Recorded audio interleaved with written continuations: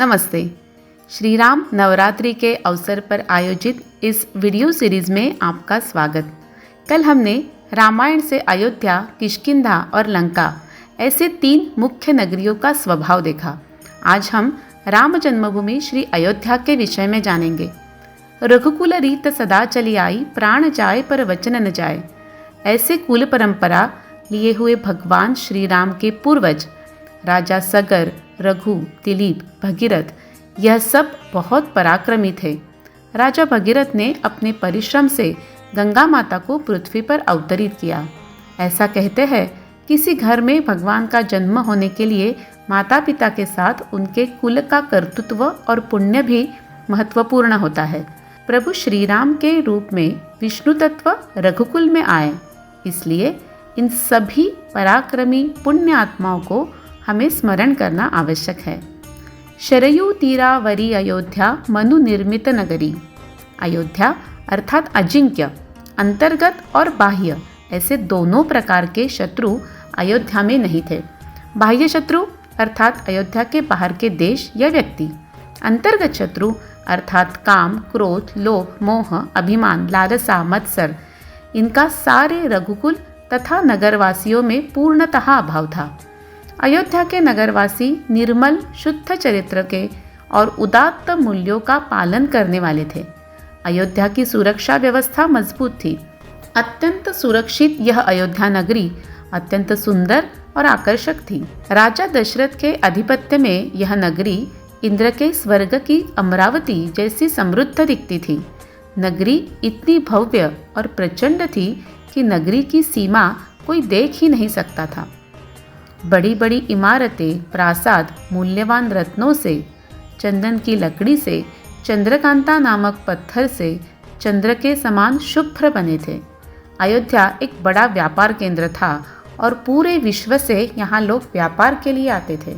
एक बार अयोध्या में 11 साल तक सूखा पड़ा। 11 साल तक बारिश नहीं हुई और किसी के ध्यान में भी नहीं आया। कारण अन्न और पानी 11 साल तक चलेंगे इतना पर्याप्त मात्रा में उपलब्ध था। 12वें वर्ष में प्रत्येक व्यक्ति को यह बात ध्यान में आई और सब लोग चिंता करने लगे। यह बात दशरथ राजा ने सुनी तो उन्होंने ज्योतिष शास्त्र की सहायता से शनि की वक्रदृष्टि जानकर स्वयं शनि से ही युद्ध किया। हम शनि की वक्रदृष्टि होती है तो छोटी बड़ी पूजा करते हैं। ऐसे थे पराक्रमी राजा दशरथ। महाराज दशरथ का वेदों का ज्ञान सखोल था।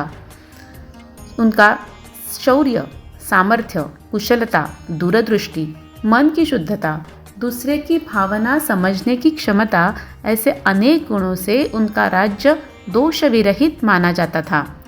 उनके समान उनके प्रजाजन भी प्रसन्न, समाधानी, शुद्ध मन के, सत्यवादी, कर्तृत्ववान और समृद्ध थे।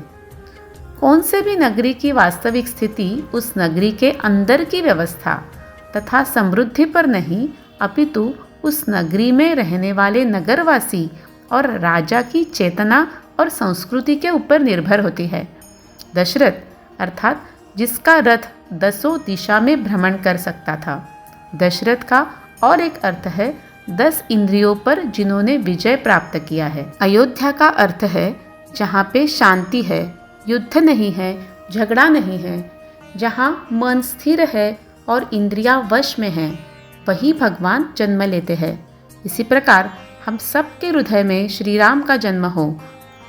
आज मेरे जीवन का अत्यंत महत्वपूर्ण और सौभाग्यशाली दिवस है। श्री राम नवरात्रि के दिन प्रत्यक्ष अयोध्या स्थली में आज हम आए हैं।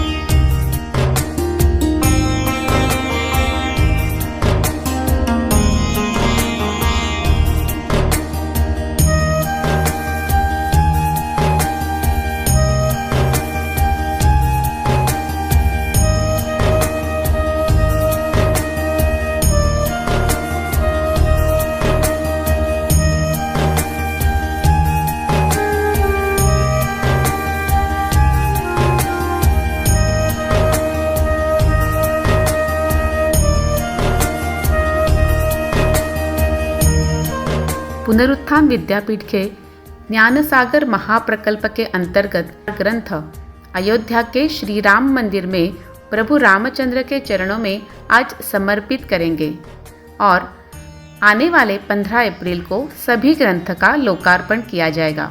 न भूतो न भविष्यति ऐसा यह कार्यक्रम होगा। आप सभी इस कार्यक्रम के लिए आमंत्रित हैं। यह 1000 ग्रंथों में से एक गर्भवती के क्रियाकलाप और दूसरा शिशु अवस्था के संस्कार, यह 2 ग्रंथ लिखने की मुझे संधि प्राप्त हुई है। गर्भवती, पालकत्व, कौटुंबिक शिक्षा, ऐसे अनेक विषयों पर और भी ग्रंथ उपलब्ध है। ज्ञान का यह भंडार हमारे आने वाली पीढ़ी को दिशा दर्शन करने में ज़रूर सहायक होगा। आप सब इसका ज़रूर उपयोग कीजिए। आज का यह वीडियो आपको डॉक्टर देवधर क्लिनिक के यूट्यूब पर कल भी उपलब्ध होगा। रामो राजमणि सदा विजयते, रामं रमेशं भजे, रामेणाभिहता निशाचरचमो, रामाय तस्मै नमः। रामान्नास्ति परायणं परतरं, रामस्य दासोऽस्म्यहं। रामे चित्तलयः सदा भवतु मे, भो राम माम उद्धर। हमारे साथ जुड़े रहने के लिए बहुत बहुत धन्यवाद।